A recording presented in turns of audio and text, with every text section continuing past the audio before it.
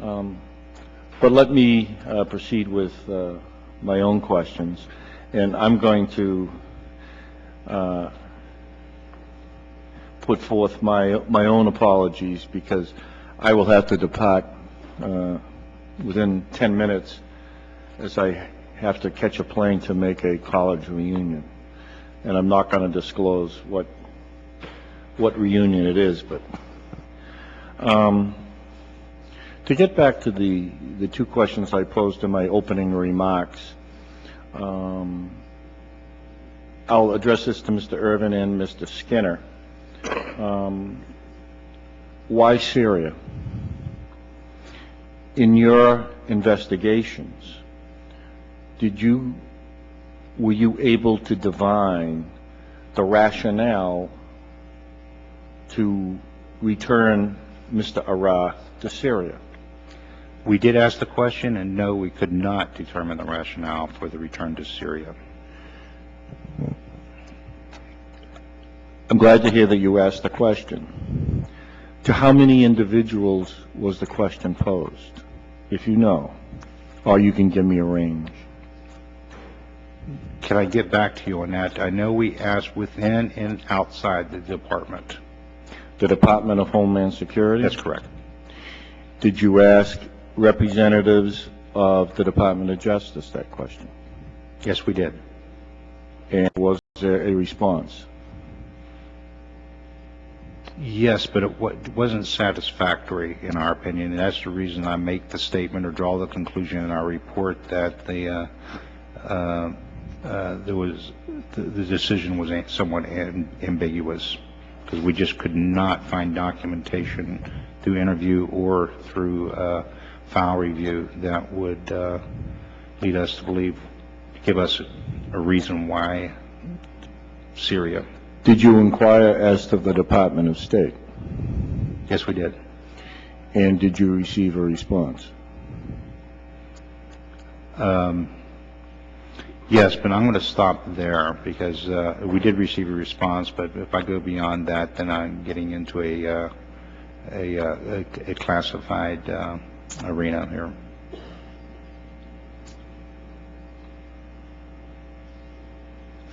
In terms of the diplomatic assurances that were provided by Syria, according to the O'Connor report, the Canadian Inquiry Commission, according to your own report,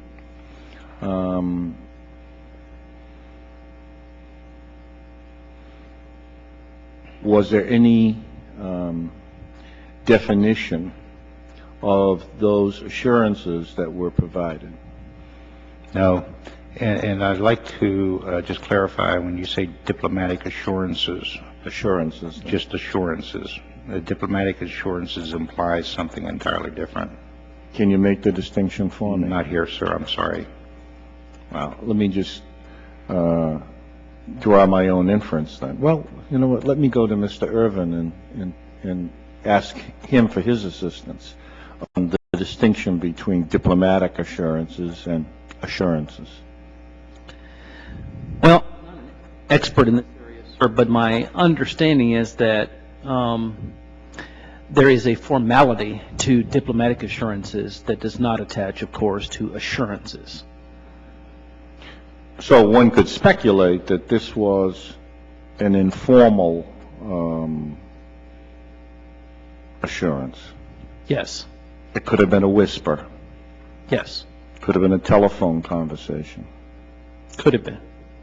And yet we have the Attorney General of the United States testifying before the then Attorney General of the United States, Mr. Gonzalez, testifying before a Senate committee, and I don't know the exact language, but I think it was diplomatic assurances or reliable assurances.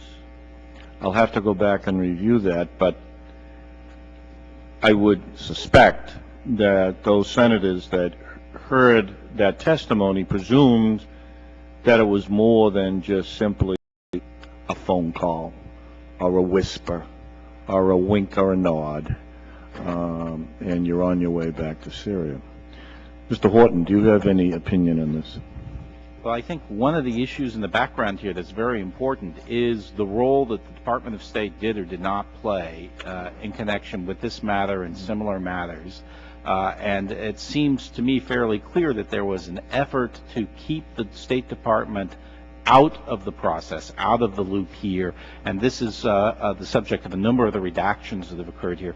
And similarly, saying that something is not a diplomatic assurance is a way of saying that, well, the assurance wouldn't necessarily be passed through the State Department or through diplomatic personnel. It might be passed through law enforcement personnel, for instance. So I think those are important points.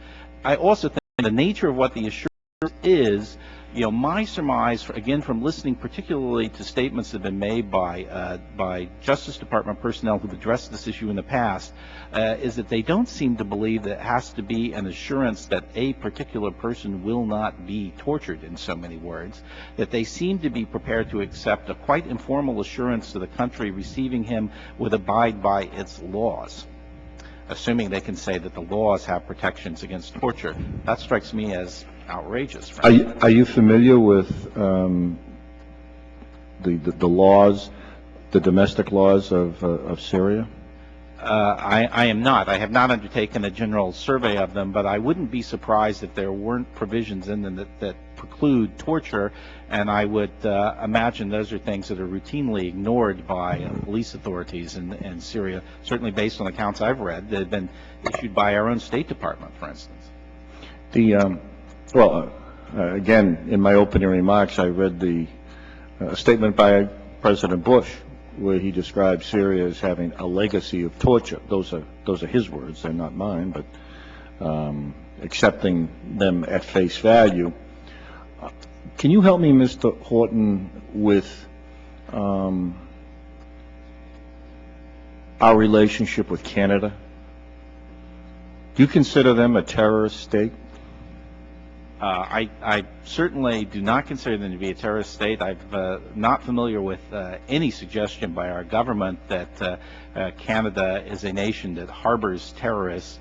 And in fact, I think cooperation between the U.S. and Canada on counterterrorism issues is very, very strong. And in fact, that does come out of the record here. I mean, this was launched, after all, by Canadians raising issues concerning one of their own citizens.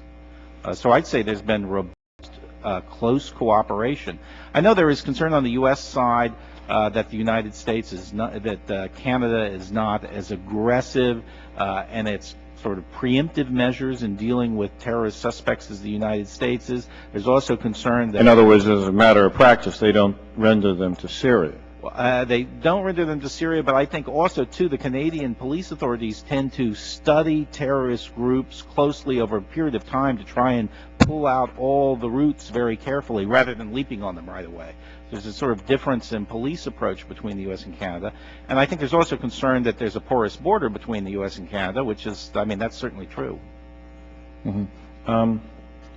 Can you speculate as to why the acting Attorney General, Mr. Thompson at the time, would have concluded that to render or to return Mr. Arar to Canada rather than to Syria would have been prejudicial to the interests of the United States?